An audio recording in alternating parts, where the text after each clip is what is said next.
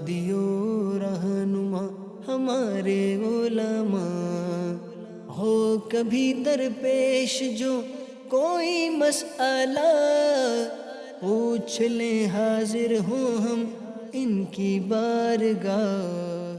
الحمد للہ رب العالمین والصلاة والسلام علی خاتم النبیین، اما بعد فاعوذ باللہ من الشیطان الرجیم، بسم اللہ الرحمن الرحیم، والصلاة والسلام علیک یا رسول اللہ وعلی آلک واصحابک یا حبیب اللہ، والصلاة والسلام علیک یا نبی اللہ وعلی آلک واصحابک یا نور اللہ۔ مدنی چینل کے ناظرین، پروگرام دارالافتاء اہل سنت میں آپ کو خوش آمدید کہتے ہیں۔ اللہ رب العالمین ہم سب کو دین متین کے احکامات سیکھ کر سمجھ کر ان پر عمل پیرا ہونے کی توفیق عطا فرمائیں۔ ہمارے پیارے رسول صلی اللہ تعالیٰ علیہ وآلہ وسلم کا فرمان عظمت عالی شان ہے، ان اول الناس بی یوم القیامہ اکثرہم علیہ صلاۃً، قیامت کے دن میرے قریب ترین وہ ہوگا جو مجھ پر کثرت سے درود پڑھتا ہوگا۔ صلو علی الحبیب صلی اللہ تعالیٰ علی محمد صلی اللہ علیہ وآلہ وسلم، صلاۃ و سلام علیک یا سیدی یا رسول اللہ۔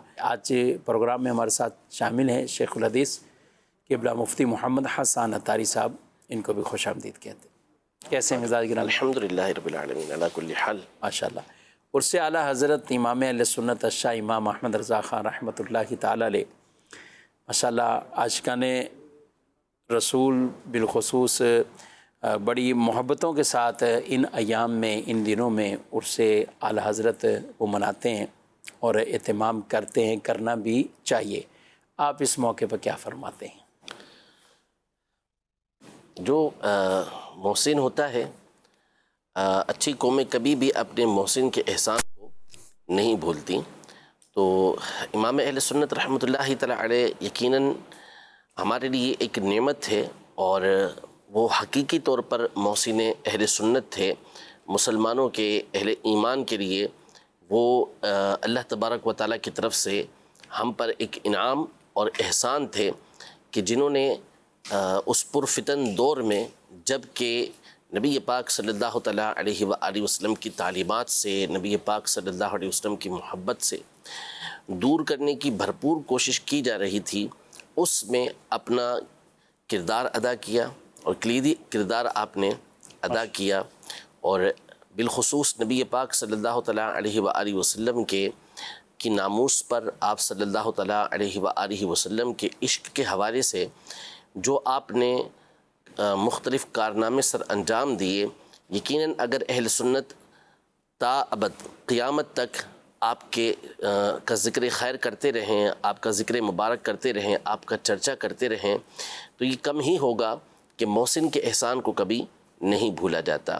سب سے بڑھ کر تو امام اہل سنت رحمۃ اللہ تعالیٰ علیہ کی جو ہم پر نوازشیں ہیں، آپ کا انعام ہے، آپ کی طرف سے جو ہمارے لیے اللہ پاک نے ایک نعمت عطا کی ہے آپ کی طرف سے، وہ یہ ہے کہ ہمارا عشق رسول انہوں نے محفوظ رکھا۔ ماشاءاللہ ماشاءاللہ۔ کیونکہ ویسے تو اور بہت سارے فتنے تھے، اللہ پاک کی ذات کے حوالے سے مختلف باتیں کی جا رہی تھیں، صحابہ و اہل بیت رضی اللہ تعالیٰ عنہم کے حوالے سے عجب باتیں تھیں، لیکن جو اسلام دشمن قوتیں تھیں وہ بخوبی جانتے تھے کہ جب تک اس امت کا رشتہ نبی پاک صلی اللہ علیہ وسلم سے نہیں ٹوٹے گا، یا ان سے رشتہ کمزور نہیں ہوگا، اس وقت تک مسلمان یہ کمزور نہیں پڑ سکتے۔ سب سے بڑھ کر یہ ہے کہ ان کا یہ عشق ختم کر دیا جائے، یہ جو ان کا اٹوٹ تعلق ہے اپنے نبی علیہ السلام سے، اس کو کم کر دیا جائے، اور اس کے لیے پھر طرح طرح کی گفتگو کی گئیں، اور جو توہینیں کی گئیں وہ کتاب میں اس وقت چھپی تھیں، اب چھپانے کی کوشش کی جاتی ہے، اور چھپانے کی کوشش اسی لیے کی جاتی ہے کہ امام اہل سنت رحمۃ اللہ تعالیٰ علیہ نے جس بھرپور انداز میں ان باتوں کا تعاقب کیا اور مسلمانوں کے ایمان کو محفوظ رکھا، وہ بنیادی بات اس کا سبب بنی کہ ان باتوں کو اب چھاپنے کی بجائے، یا چھپی ہوئی ہیں تو کوشش کر کے اس کو چھپانے کی کوشش کی جاتی ہے۔ لیکن اب ہمارے اوپر یہ لازم ہے کہ ہم امام کی یہ جو تعلیمات ہیں ان کو اپنے پیش نظر رکھیں، اور اس بات کو ہم تفصیل کے ساتھ کئی مرتبہ بیان کر چکے ہیں کہ امام اہل سنت رحمۃ اللہ تعالیٰ کی تعلیمات کو نئی تعلیمات نہیں، صحیح، بلکہ یہ وہی تعلیمات ہیں جو صحابہ کرام علیہم رضوان، اہل بیت اطہار رضی اللہ تعالیٰ عنہم سے آگے تابعین تک، تابعین سے تبع تابعین تک، پھر یہ سلسلہ آگے جو چلتا رہا ہے، یہ انہی تعلیمات کا تسلسل ہے۔ امام اہل سنت رحمۃ اللہ تعالی علیہ نے عقائد و نظریات کے حوالے سے اصلاً کوئی نئی بات نہیں کی، وہی باتیں جو اسلاف کی چلتی ہوئی آ رہی تھیں اسی کو آگے بیان کیا، اور اس کا اقرار صرف اہل سنت و جماعت نہیں، بلکہ جب مختلف کتب کو دیکھا جاتا ہے تو اس میں اقرار کیا جاتا ہے کہ جو نظریات پاک و ہند کے اندر اہل سنت و جماعت، جن کو یہاں پر امتیاز کے لیے بریلوی بھی کہہ دیا جاتا ہے، ان کے نظریات و عقائد وہی ہیں جو آج سے 200 300 400 سال پہلے کے اسلاف کے ہندوستان کے اندر موجود تھے، یا اس سے پہلے جو دین آیا ہندوستان میں پہنچا، جو وہ تعلیمات یہاں پہنچی تھی جو کتابوں کے اندر مذکور ہیں، وہی ان اہل سنت و جماعت کی تعلیمات ہیں، اور یہی تعلیمات اب ساری دنیا کے اندر عام دیکھیں گے۔ یہی طریقہ کار آپ کو عرب کے اندر بھی ملے گا، آپ کو یہی طریقہ کار ترکی میں بھی ملے گا، یہی طریقہ کار آپ کو شام میں بھی ملے گا، یہی طریقہ، یہی انداز، یہی نظریات، یہی اعتقادات، یہی عقائد آپ کو مختلف ممالک کے اندر جا کے ملیں گے۔ یہی ساری دنیا کے علماء کے نظریات ہیں۔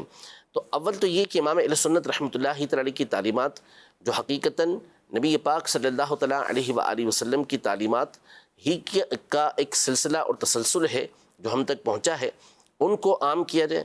اور دوسرا، امام اہل سنت رحمۃ اللہ تعالیٰ علیہ کے جو مقاصد تھے، جس طرح سے آپ نے دین کی خدمت کی، اہل سنت کی خدمت کی، جو اس حوالے سے آپ نے نکات عطا فرمائے، تو ان کو عام کیا جائے۔ یوں ہی امام اہل سنت رحمۃ اللہ تعالیٰ علیہ کی جو کتب ہیں ان کو لوگوں تک عام کیا جائے، ان کو لوگوں تک پہنچایا جائے، تاکہ لوگوں کو معلوم ہو کہ امام اہل سنت رحمۃ اللہ تعالیٰ علیہ کی شخصیت کیسی تھی۔ آج بہت بڑی تعداد ہے جنہوں نے اصلاً امام اہل سنت رحمۃ اللہ تعالیٰ علیہ کی کتب کا مطالعہ کیا ہی نہیں ہے، انہیں معلوم ہی نہیں کہ امام کی تحقیقات کیا ہیں، امام کا انداز کیا تھا، ان کا قلم کیسا تھا، کیسا وہ لکھا کرتے تھے، کیسے وہ دلائل دیا کرتے تھے، اس حوالے سے اکثریت کو معلوم ہی نہیں ہوتا۔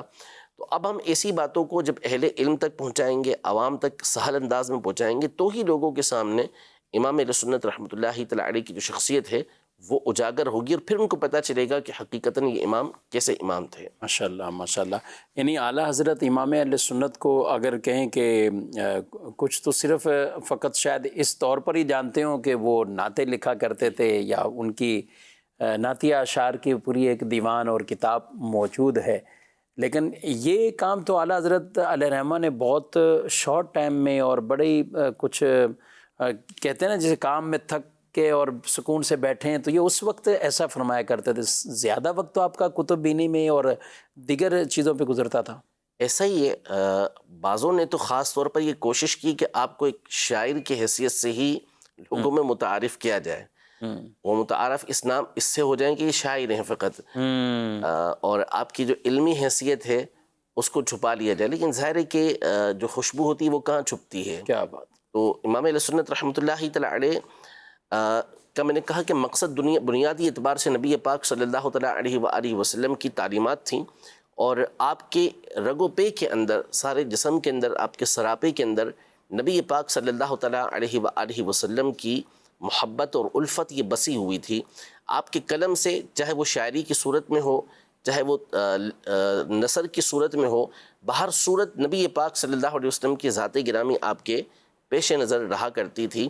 تو 20 کتابیں آپ نے جو تحریر کی ہیں وہ نبی پاک صلی اللہ تعالیٰ علیہ وآلہ وسلم کے فضائل و کمالات پر تحریر کی ہیں، اور سینکڑوں کتابیں آپ کی مختلف علوم اور فنون کے اندر یہ موجود ہیں۔ تو ایسا نہیں ہے کہ امام اہل سنت رحمۃ اللہ تعالیٰ علیہ نے فقط کوئی اشعار ہی لکھے ہوں، صرف نعتیں ہی لکھی ہوں، بلکہ اس کے علاوہ آپ کی کئی کتب مختلف موضوعات پر یہ موجود ہے، اور اس کی گفتگو انشاءاللہ ہوتی رہے گی، اور باقاعدہ مفتی صاحب کے کلپس بھی اس حوالے سے کہ اعلیٰ حضرت ہی صرف کیوں، اور اعلیٰ حضرت کی تعلیمات پر کئی ہمارے دارالتحل سنت کے یوٹیوب چینل پر اور فیس بک پیج پر یہ موجود ہے۔ تو ضرور علماء اہل سنت سے مربوط اور مضبوط رہیں گے تو انشاءاللہ عقائد میں کبھی بھی کوئی کسی طرح کے وساوس اور تزلزل نہیں آئے گا۔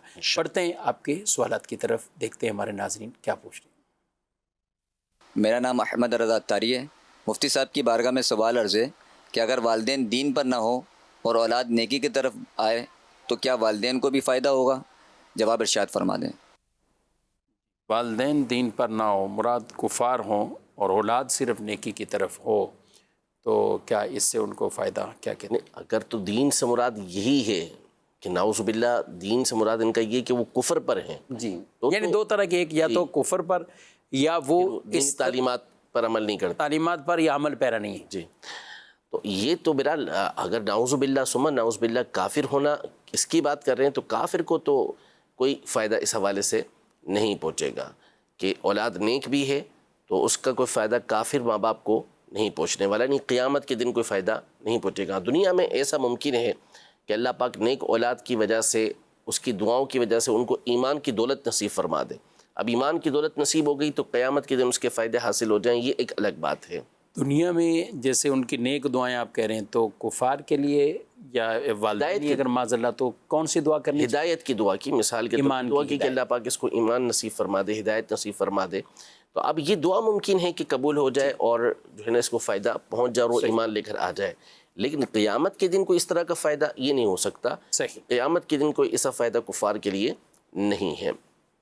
اور اگر دین پر نہ ہونے سے مراد یہ ہے کہ یہ دینی احکامات پر عمل نہیں کرتے، مثال کے طور پر کوئی اچھے ماحول کے اندر ہوتا ہے، نمازیں پڑھتا ہے اور دیگر جو احکام شرعیہ ہوتے ہیں اس پر عمل کرتا ہے، اور والدین یا والدین میں سے کوئی ایک ایسا ہوتا ہے کہ جو سوٹیڈ بوٹیڈ ہوتا ہے اور دینی احکام پر عمل پیرا نہیں ہوتا، نمازیں نہیں پڑھ رہا، یا اس طرح کے دیگر معاملات ان کے ہوتے ہیں لیکن کفریات نہیں ہوتے، صحیح، تو اس صورت میں یہ اولاد کی نیکی فائدہ دے سکتی ہے، فائدہ پہنچا سکتی ہے، اس سے کوئی انکار نہیں کیا جا سکتا کہ قیامت کے دن مومن جو ہوں گے وہ ایک دوسرے کی شفاعت یہ کریں گے۔ اب یہ اللہ پاک کی مشیت پر ہے، اللہ پاک چاہے گا تو اولاد کی جو نیکی ہوگی اس کا فائدہ والدین کو قیامت کے دن عطا فرما دے گا، اور چاہے گا تو والدین کو جو ہے نعوذ باللہ ثم نعوذ باللہ ان کی خطاؤں پر، ان کے گناہوں پر عذاب ہو، لیکن ایمان سلامت ہوگا تو بالآخر وہ جنت میں داخل ہوں گے۔ تو فائدہ نیکیوں کا مل سکتا ہے اولاد کی جبکہ والدین ایمان کے ساتھ دنیا سے رخصت ہوئے ہوں۔ ٹھیک ہے، SMS کی طرف بڑھتے ہیں اور ان کو کچھ شامل کرتے ہیں۔ ایک سوال ہے کہ یہ پوچھ رہے ہیں کہ دوستوں کے بھی کوئی حقوق ہوتے ہیں؟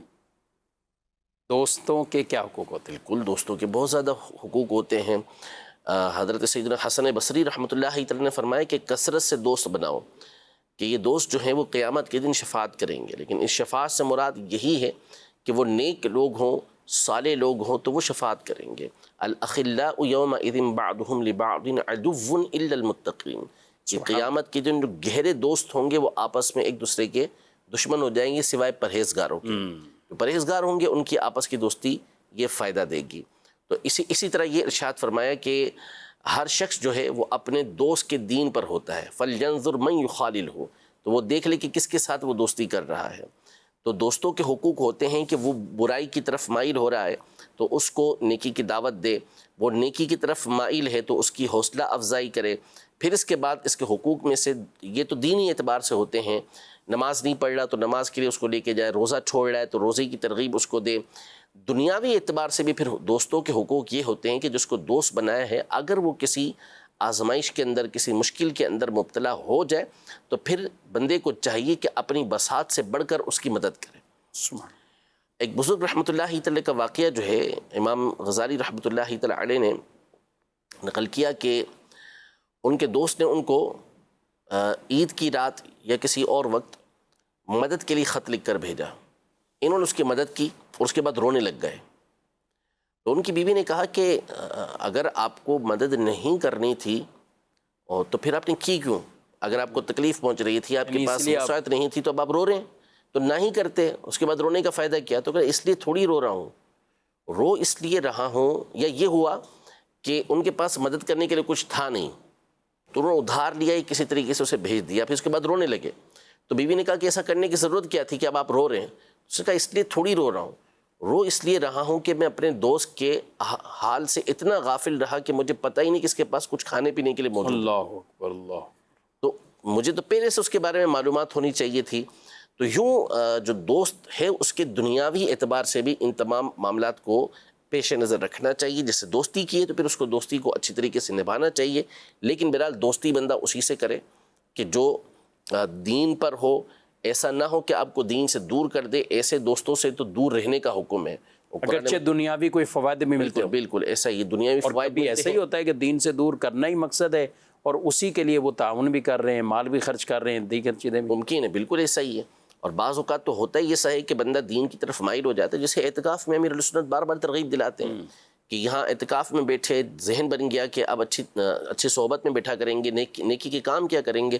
لیکن سب سے پہلے اس اچھے ماحول سے دور کرنے والے وہی برے دوست ہوتے ہیں کہ جو بندے کو نیکی سے غافل کر دیتے ہیں، پھر برائیوں کی طرف لے جاتے ہیں. تو ایسے دوستوں سے تو بہرحال دور رہنا ہوگا، ورنہ قیامت کے دن بہرحال یہ نقصان کا سبب بنیں گے.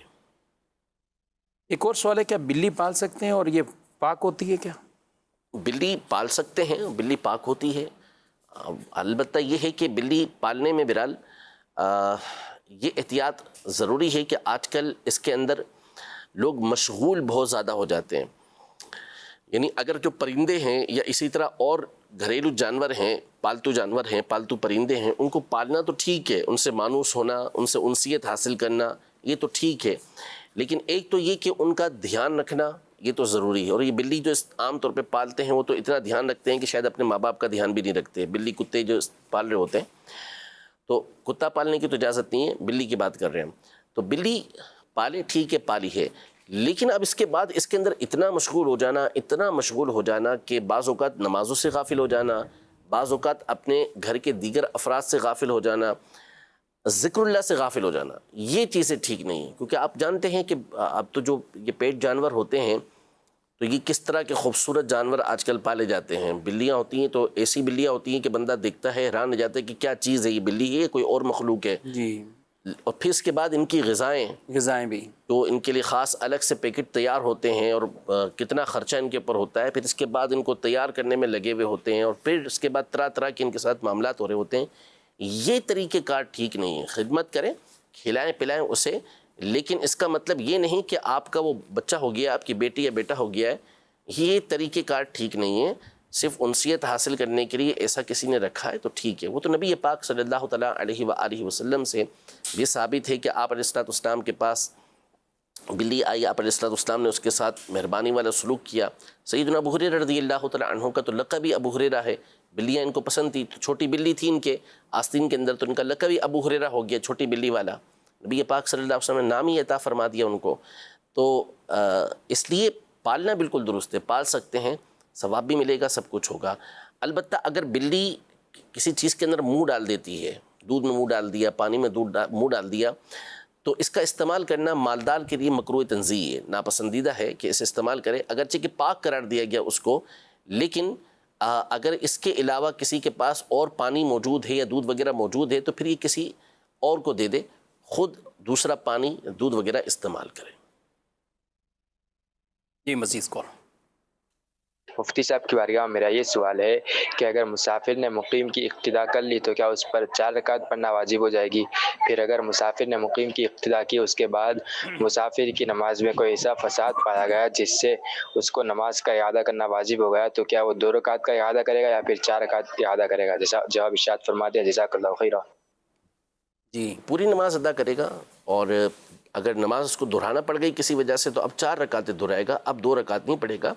4 رکعت اس کے اوپر لازم ہو چکی، انہی کا وہ اعادہ کرے گا. ٹھیک. کہہ رہے ہیں کہ اگر بچے کو گود لیا ہو اور اس میں اپنا نام دیا ہو تو کیا کریں؟ یہ کافی سوال آتا ہے اور بار بار یہ آتا ہے. اچھا، کبھی بچے بڑے ہو گئے، سب ڈاکومنٹس بن گئے، لوگ یہی عام طور پہ عذر بیان کر رہے ہوتے ہیں کہ اب ہم کہاں اسے تبدیل کروائیں گے. کیا کہتے ہیں آپ؟ تبدیل تو کروانا پڑے گا، لازمی ہے. کیونکہ ایک تو قرآن مجید فرقان حمید کا حکم ہے ادعوہم لآبائہم، جو ان کے حقیقی والد ہیں انہی کی طرف ان کو منسوب کرے. غیر کی طرف تو منسوب کرنے سے منع کر دیا گیا. حدیث پاک میں ارشاد فرمایا کہ جس نے اپنے آپ کو اپنے والد کے علاوہ کسی اور کی طرف منسوب کیا تو اس کے اوپر جنت حرام ہے. تو اس لیے تبدیل تو کروانا پڑے گا، یہ تو لازم ہے. پھر دوسرا اس میں ایک بڑا شرعی اعتبار سے مسئلہ ہوتا ہے وراثت کا، کہ جو منہ بولا بیٹا ہوتا ہے اگر وہ وراثت کا حقدار نہیں بنتا، یعنی منہ بولا بیٹا ہونے کی حیثیت سے وہ وراثت کا حقدار نہیں نہیں ہو رہا، کسی اور جہت سے بن جاتا ہے تو ایک الگ بات ہے، بھتیجا ہے یا بھانجا ہے اب اس میں کوئی صورت بن جاتی ہے اس کی تو ایک الگ بات ہو جائے گی، ورنہ بہرحال منہ بولا بیٹا ہونے کی حیثیت سے وہ وراثت کا حقدار نہیں بنے گا۔ اب لکھا ہوا باپ ہی کا نام ہے، یعنی منہ بولے باپ کا نام لکھا ہوا ہے، تو نتیجہ کیا نکلے گا کہ اگر معلومات نہیں ہیں تو وراثت میں سے وہ لوگ محروم ہو جائیں گے کہ جو حقیقی طور پر اس کے وارث بنتے تھے، اور ایسے کے پاس مال وراثت چلا جائے گا کہ جو اس کا حقدار نہیں تھا۔ اس لیے لازمی طور پر ان کاغذات میں نام چینج کروانا ہوگا۔ تکلیف کا سبب بھلے ہے، آزمائش ہے، لیکن ایسی تکلیف اور ایسا مسئلہ نہیں ہے کہ ایسا ہو نہیں سکتا، ہو سکتا ہے۔ بھاگ دوڑ کرنا پڑے گی، تھوڑا گھومنا پھرنا پڑے گا، چکر لگانا پڑیں گے، لیکن کام بہرحال یہ ہو جائے گا۔ جی مزید سوال۔ کیا ایک ہی مسجد میں نماز جمعہ کی 2 یا 3 جماعتیں قائم کی جا سکتی ہیں؟ مزید سوال۔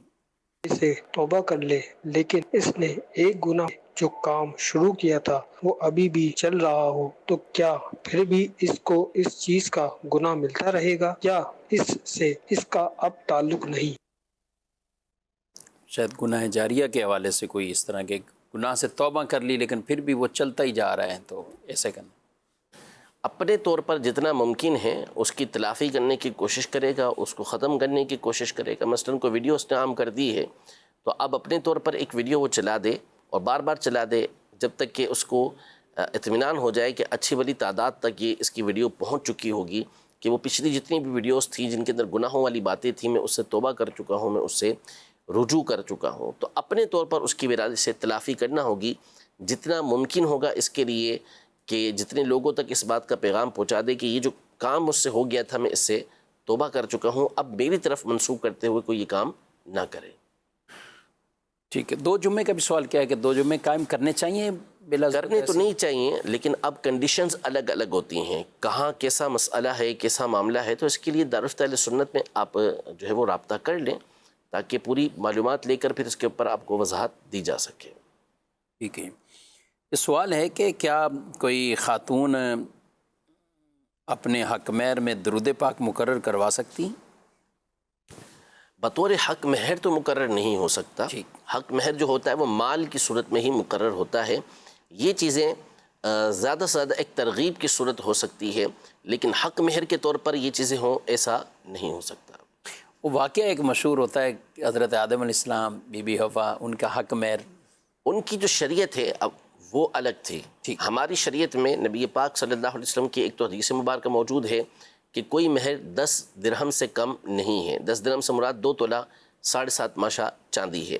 اسی طرح قد علمنا ما فرضنا علیہم فی ازواجہم، کہ اللہ پاک نے یہ فرمایا ہے کہ جو چیز ہم نے ان بیویوں کے لیے ان کے شوہروں کے اوپر لازم کی ہے، یعنی مہر لازم کیا ہے، وہ ہم جانتے ہیں۔ تو یہاں پر مفسرین نے یہی لکھا کہ اس سے مراد مال ہے۔ تو ہماری شریعت کے اندر یہ مال مقرر کیا گیا ہے عورت کو دینے کے لیے مہر کے طور پر، تو وہ مال دینا بندے کے اوپر لازم ہوگا۔ باقی اس کے علاوہ بھلے وہ درود پاک پڑھتا رہے یا عورت ہے تو وہ عورت کو قرآن سکھاتا رہے، یہ سارے معاملات کرتا رہے، اپنی جگہ ہوں گے، لیکن الگ سے بہرحال مہر اس کو دینا پڑے گا۔ ٹھیک ہے، مزید مفتی صاحب سے میرا سوال یہ ہے کہ بھی ہماری جو شاپ ہے اس کے اندر لوگ ہم سے ڈیمانڈ کرتے ہیں کہ ہمیں یہ چیز چاہیے، تو وہ اس کو ہم پورا کرتے گئے، مگر جتنی بھی چیزیں ہیں مہندی مائیوں کی جو ہے یا آج کل ہندو رسومات ہیں، مہندی کرنا، تھال وغیرہ اور یہ ہاتھوں پہ کنگنے وغیرہ باندھنا، اس طرح کی چیزیں ہمارے پاس ہیں۔ اب یہ اس کو ہم فروغ تو کرتے ہیں، مگر یہ کہ ایک طبیعت کے اوپر ایک بوجھ ہوتا ہے، پتی یہ ہم تجارت کر رہے ہیں، یہ صحیح بھی ہے غلط ہے، یہ کیا فرماتے ہیں؟ ہاتھ میں کنگن سے مراد کیا ہے؟ کنگن تو مختلف طرح کے ہوتے ہیں، مسلمان عورتیں بھی پہنتی ہیں، تو اگر تھوڑی سی وضاحت ہو جاتی تو اور بات واضح ہوتی۔ اسی طرح جو تھالی ہے وہ کس طرح کی تھالی ہے؟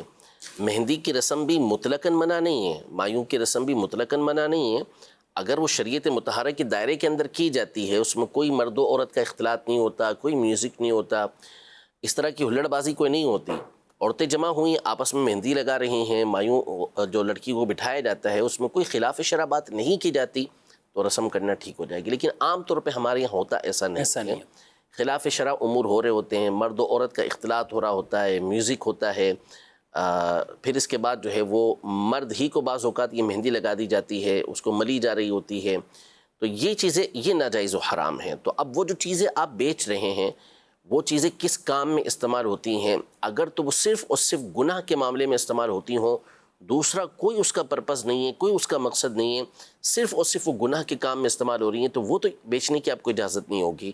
لیکن اس کے اور دوسرے مقاصد بھی موجود ہیں، وہ اور کاموں میں بھی استعمال ہو سکتی ہے. تو پھر اگر آپ اسے اپنی ایک چیز کے طور پر، اپنی پروڈکٹ کے طور پر بیچ رہے ہیں تو بیچنا جائز ہو جائے گا. آپ اس کو گناہ کی نیت سے نہیں بیچیں، ویسے بیچ دیں گے آپ کا بیچنا درست ہوگا. لیکن یہ صرف میں نے ایک جنرلی جواب دیا ہے. آپ جو چیزیں بیان کر رہے ہیں وہ چیزیں مجھے معلوم نہیں کہ وہ کس کام کے لیے استعمال ہوتی ہیں. صحیح، یعنی دونوں طرح کی آپ نے بات تو کر دی. اب آگے کوئی گناہ کا استعمال کریں وہ ان کا ہے، جی ان کا کام، ان کا کام ہے. آپ کے جو خرید و فروخت کی ہے وہ ایک جواز کی حد تک ہوئی ہے. صحیح. جی مزید سوال. میرا سوال یہ ہے کہ وطر کی نماز میں 3 کی جگہ 4 رکعتیں پڑھ لی، تو اس کے بارے میں رہنمائی فرما دیجیے. ٹھیک ہے، مزید سوال. میں محمد سلیم اتاری. میرا سوال مفتی صاحب سے یہ ہے کہ مسجد میں ہم جب پہنچے تو جماعت نکل چکی تھی، اب اپنے لیے ہم پنکھا مسجد کا چلا سکتے ہیں یا نہیں چلا سکتے؟ میرا دوسرا سوال یہ ہے، جیسے بہت سے لوگ آتے ہیں مسجد کے اندر تو وہ اپنے لیے یا لیٹے ہوئے ہیں یا بیٹھے ہوئے ہیں وہ اپنے لیے پنکھا کھول لیتے ہیں، تو اس کا بھی جواب ارشاد فرما دیجیے. یہ تو ٹھیک ہے، لیٹے ہوئے بیٹھے ہوئے، لیکن پہلی جو بات انہوں نے کی کہ جماعت ہو چکی ہے تو کیا نمازی انفرادی نماز پڑھنے کے لیے بھی آئے اور یہ کریں؟ جی بالکل، جو عرف کے مطابق جتنا وقت ہوتا ہے، اور مسجد نماز پڑھنے ہی کے لیے بنائی گئی ہے. ایک تو ہے کہ حفاظت کے طور پر مسجدوں کے دروازے بند کر دیے جاتے ہیں، وہ ایک الگ معاملہ ہے، لیکن مسجد کھلی ہوئی ہے، نماز پڑھنے کے لیے بندہ آیا ہے تو اب مسجد بنا ہی نماز پڑھنے کے لیے گئی ہیں، اس میں وہ پنکھا چلا سکتا ہے، اس میں کوئی حرج نہیں ہے، ضرورت ہے تو وہ چلا سکتا ہے. البتہ اس میں ہوتا یہ ہے عام طور پر کہ جیسے مثال کے طور پر یہاں کوئی پنکھے کے نیچے کھڑا ہوا نماز پڑھ رہا ہے، باہر سے دوسرا آیا تو اب اگر وہ چاہے تو اس کے قریب کھڑا ہو کے نماز پڑھ سکتا ہے. وہ پنکھے کی جو ہوا ہے وہ دونوں کو کفایت کر جائے گی، دونوں کے لیے کافی ہو جائے گی. لیکن وہ اس طرف کھڑے ہو کے دوسرا پنکھا کھول لیتا ہے، بعضوں کا تیسرا آتا ہے تو پیچھے کھڑا ہو کے وہ تیسرا پنکھا کھول لیتا ہے. تو ایسا کرنے سے گریز کرنا چاہیے، کیونکہ ظاہر ہے کہ یہ مسجد کی جو بجلی ہے وہ اس میں صرف ہو رہی ہے، وہ اس کے اندر خرچ ہو رہی ہے، اور اس کا ظاہر ہے کہ فری میں نہیں ہوتی، اس کا بل دینا ہوتا ہے. تو اس لیے اس کے اندر احتیاط برتیں کہ یوں آپ الگ الگ پنکھے چالو کرنے سے گریز کریں. اگر ایک ہی کافی ہو جاتا ہے 2-3 افراد کو تو وہ 2-3 افراد اسی طرح نماز ادا کر لیں. خود غور کر لیں کہ اگر آپ کے گھر کے اندر اس طرح کا معاملہ ہو، بجلی کا بل بہت زیادہ آ رہا ہو، اور پھر ایسا ہو کہ آپ کے گھر کے اندر افراد آئیں، گرچہ کہ تینوں ایک جگہ بیٹھ سکتے ہیں لیکن ایک ادھر بیٹھ جاتا ہے، ایک ادھر بیٹھ جاتا ہے، ایک ادھر بیٹھ جاتا ہے، تینوں بلکہ بچے ہی آپ کے ہوں، اس طرح اگر وہ پنکھے اور اے سی چلا کے بیٹھ جائیں تو آپ بھی چیخ پڑیں گے کہ جو بجلی کا بل ہے وہ اتنا زیادہ آئے گا. احتیاط ہی برتنے کا اس کو آپ کہیں گے، تو اس لیے یہ احتیاط برت لی جائے. جہاں تک رہا بیٹھنے اور لیٹنے کا معاملہ، تو جو بیچنے والے ہیں، اب مثال کے طور پہ کوئی شخص آیا اور جماعت کا انتظار کر رہا ہے، بیٹھا ہوا ہے، تو وہ اس کو یہ تو نہیں کہیں گے کہ وہ گرمی کے اندر بیٹھے، وہ پنکھا چالو کر لیتا ہے تو ٹھیک ہے، یہ درست ہے. لیکن کوئی شخص آیا اس لیے کہ مثال کے طور پر باہر کھڑا ہوا تھا، دھوپ ہو رہی تھی، مسجد میں آ کے بیٹھ چلو یار مسجد میں جا کے بیٹھ جاتے ہیں، پنکھا چلا لوں گا، بات چیت بھی ہو جائے گی، سب کچھ ہو جائے گا، اس کے لیے آ کے پنکھا چلاتا ہے تو یہ تو درست نہیں ہے، اس کی شرعاً اجازت نہیں ہے. اسی طرح جو لوگ مثال کے طور پر رمضان میں بالخصوص یہ بہت زیادہ سلسلہ ہوتا ہے کہ لوگ گویا کہ یہ سمجھتے ہیں، روزے کا ایک حصہ سمجھتے ہیں کہ مسجد میں آ کے سونا لیٹنا یہ ضروری ہوتا ہے، حالانکہ ایسا ہے نہیں.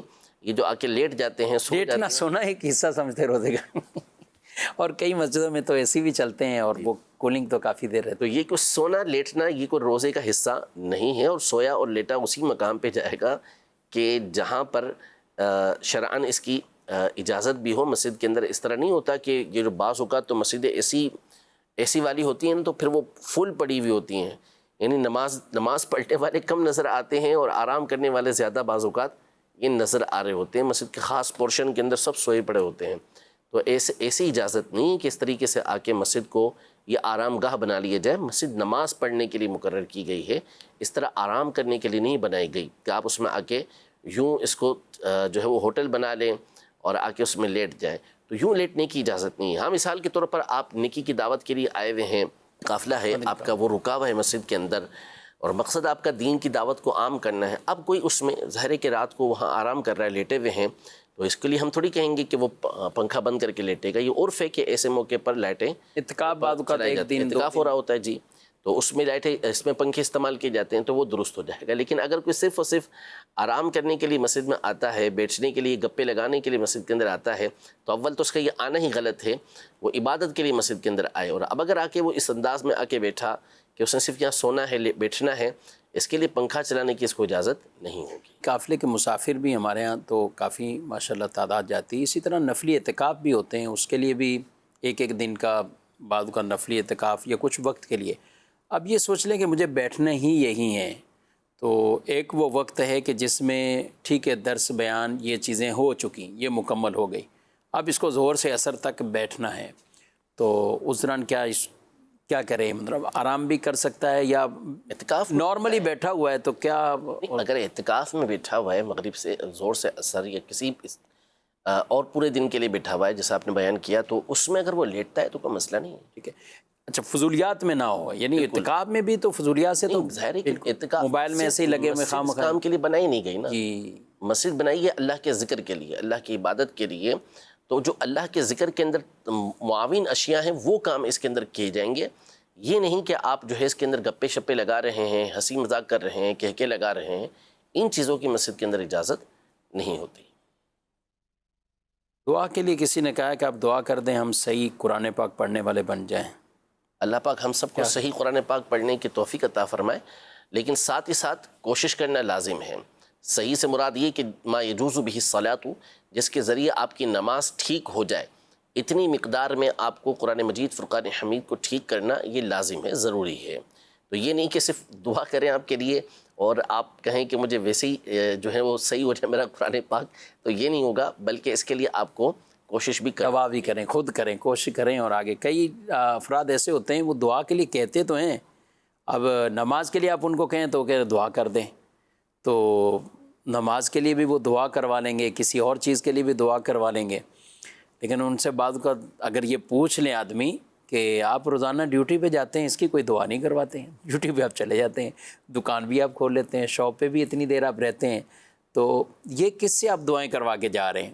ایک شوق ہے یا ڈیوٹی ہے, یہ ذمہ داری ہے, جانا ہی جانا. چاہے طبیعت پہ کبھی بوجھل ہو, طبیعت پر زیادہ بوجھ پڑا ہوا ہے, تکلیف میں بھی ہوں بعض اوقات, تو لوگ جاتے ہی ہیں کہ اپنی ڈیوٹی تو کرنی ہے. تو اس لیے جیسے وہ ذمہ داری ایک سمجھتے ہیں, تو اس سے بڑھ کر دینی چیزوں کی ہمیں یہ اویئرنیس بھی ہونی چاہیے, اور ان کو بھی ہمیں آن کرنا چاہیے, اور ذمہ داری یہ لینی چاہیے کہ مجھے ان چیزوں کو سیکھنا ہے اور کرنا ہے. اللہ پاک ہم سب کو دین متین کے اور دین اسلام کے احکامات سیکھ کر سمجھ کر درست عمل پیرا ہونے کی توفیق عطا فرمائے. پروگرام کا وقت اپنے اختتام کو پہنچا, آپ سے اجازت چاہتے ہیں. فی امان اللہ. ہادی و رہنما ہمارے علماء, ہو کبھی درپیش جو کوئی مسئلہ, پوچھ لیں حاضر ہوں ہم ان کی بارگاہ.